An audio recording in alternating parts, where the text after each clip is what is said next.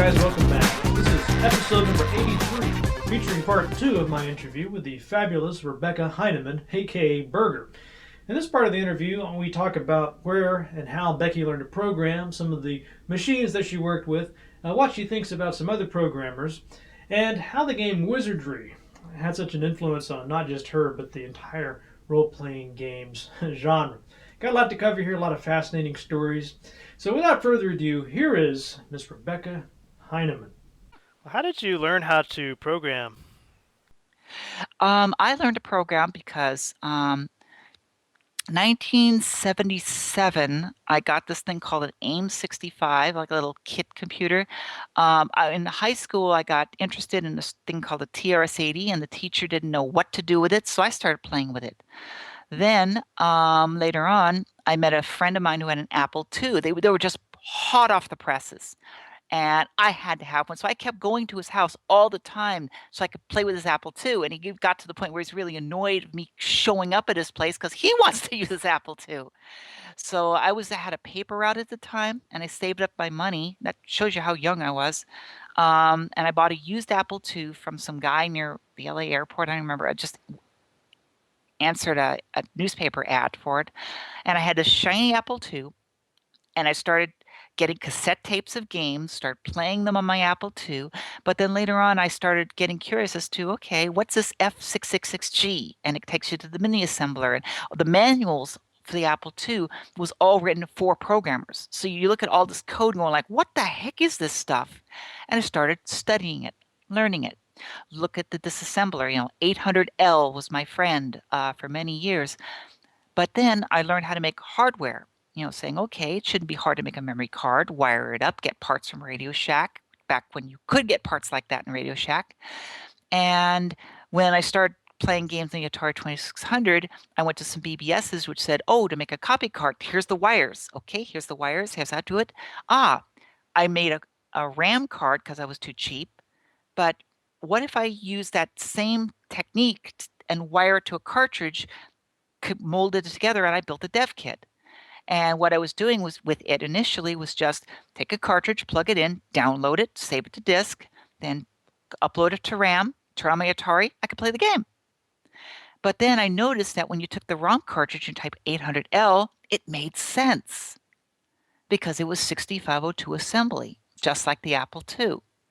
From that, I started disassembling the code. And if you look on the internet and you type in freeway.asm, it will show you a disassembly I did of Freeway from Activision. I reverse engineered it from binary code all the way to it looks like it was the real source code.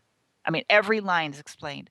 But that was me learning how to program the Atari 2600.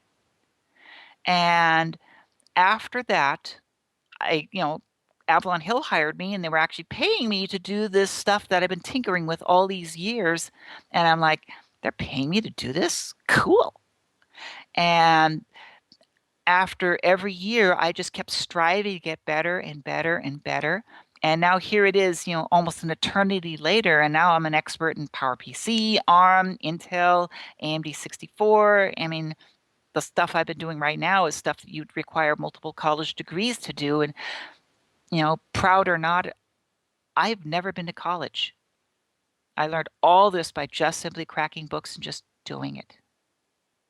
Do you think that you had some unique intelligence or genius to be able to figure this out? Or, how long was it before you started meeting other people who you felt had your same or superior level of skill?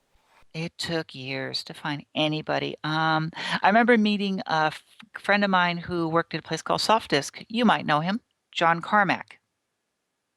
And he and I started talking about code and so forth. And he was like one of the few people I actually could meet in which was talking at my level. Other than that, it was really, I have to talk, for many, many, many years, in fact, even now, I have to dumb down my conversations with people. It's kind of frustrating, but I mean, now I know at least a dozen people who I can now talk to, without having to dumb down anything, just go give a complete brain dump, and we're good. But still, the number of people who I could talk to at the level that I know machines at is not very many. Do you feel that John Romero fits into that category? No. John Romero, he's a good programmer, but he is not an expert. He's not a great programmer. I mean, when he was at id and Softdisk, he made tools and he made some game logic, but he didn't make the engines. That was Carmack. So Carmack did all the heavy lifting, coming up with all the technologies and so forth, whereas Romero was doing I remember there was Ted, and but that's all Romero. Interview him; he'll tell you all that stuff. Yeah, I did a series with him earlier, Uh-huh. but I think he would probably tell the tale a little differently. Okay, let's see. One thing I noticed I wanted to ask you about. I noticed that you were a big fan of Wizardry, which is also one of my Yep. favorite games. So, hmm what do you think it is about that game? It comes up again and again with game designers. What is it about that game that makes it so special? Simplicity, absolute simplicity, and the ability to tell a story with so minimal graphics. Because if you remember, back then, the only kind of games that were out there were really text adventures. So, essentially your mind was everything, but it's really, you're reading a book. But what they did is that they took it a step further and they put the maze with just the little turtle graphics, and then they have little static pictures of the monsters. But it was the first game that really started introducing the grinding, which, if you go to World of Warcraft these days, it's still wizardry grinding. You start, in fact, we had a joke with Bard's Tale. What's the story of any RPG? Start weak, get strong, kill evil, fill in the blank. Okay, you've just named every single RPG ever. In fact, we even had an idea that we wanted to eventually make a parody role-playing game in which we're just ripping on everything. And you're supposed the evil bad guy was Phil N. de Blanc. Have you seen Deathspank? No, I haven't seen that. That's Ron Gilbert of Monkey Island. He's trying to hmm sort of a spoof. I don't. I could see Rod Gilbert doing that. I'll begin my tale at the doorstep of the demon witch Miss Havenstance. Led there by a guide too smart to go any further, Deathspank clutches in his hand the final clue in a life's journey paved in blood and steel and bacon. But anyways, yeah, so it was just when I was playing Wizardry, it introduced some new novel concepts. The concept of a party, the concept of start weak, get strong, kill evil, fill in the blank. And as you were doing the grinding and leveling up your characters, you actually felt really bad when one of your characters died. I mean, it was like crap. I remember when one of my first characters died, it was like, oh, shit, damn it! I got to go all the way back up to the was it the God? It was Bold Tax Trading Post. I'm trying to remember, but I remember it was like Temple of that, Cant, or Temple of Cant, and then you go there and you go ahead and heal them. But it's like, oh, because once you get one character killed, it means now it's possible that your character, especially if it's a critical character, that the rest of your characters may not make it back. And just the stress and the suspense, especially if you start losing more people on the way out, it's like, very few games today capture that kind of terror.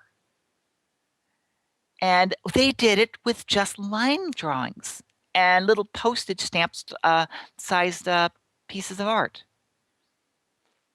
yeah, I had Scott Adams on last. My last interview was with him. Are you familiar with him, Scott Adams of Oh, Adventure? yes, Adventure International. Yeah, and he had this. He went into this spiel about how he thought that once you introduce graphics, it really cut down on your imagination, and how the text adventures, in a lot of ways, the mind's eye would offer hmm better graphics than a King's Quest, for instance, could offer.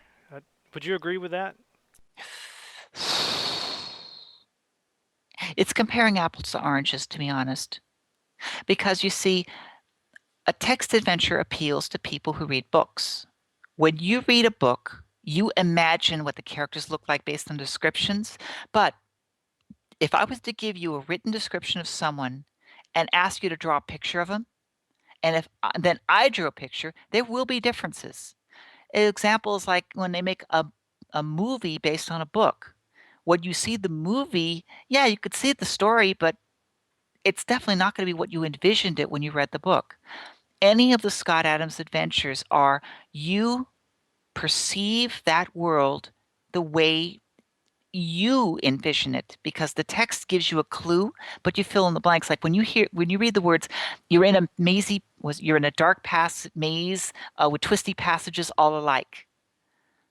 Okay, is it like hewn rock? Is it salt, granite, sandstone? Is it man-made? That's what you filled in.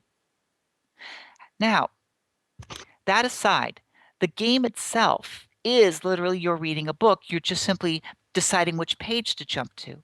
But when you're playing like Wizardry, you're now inside of this big maze.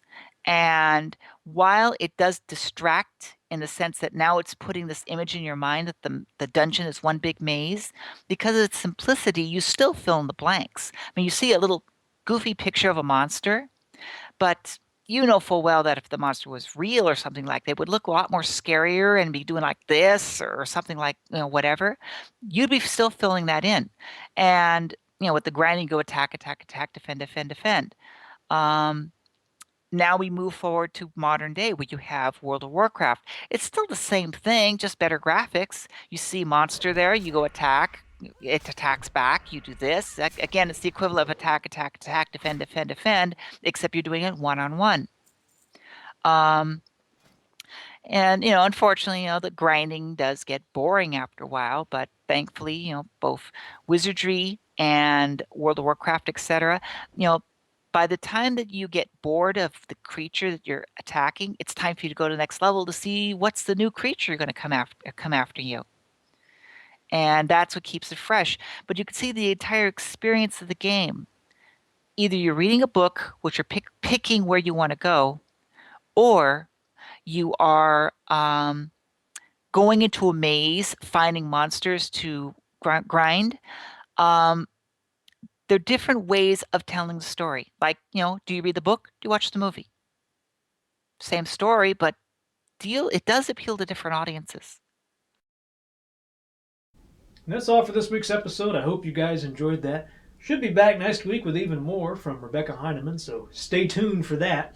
As always, I would love to hear from you. You can leave me a comment here at YouTube, or you can visit us at armchairarcade.com, where we have forums and blogs and podcasts and many more things that I'm sure you will enjoy, so go check that out.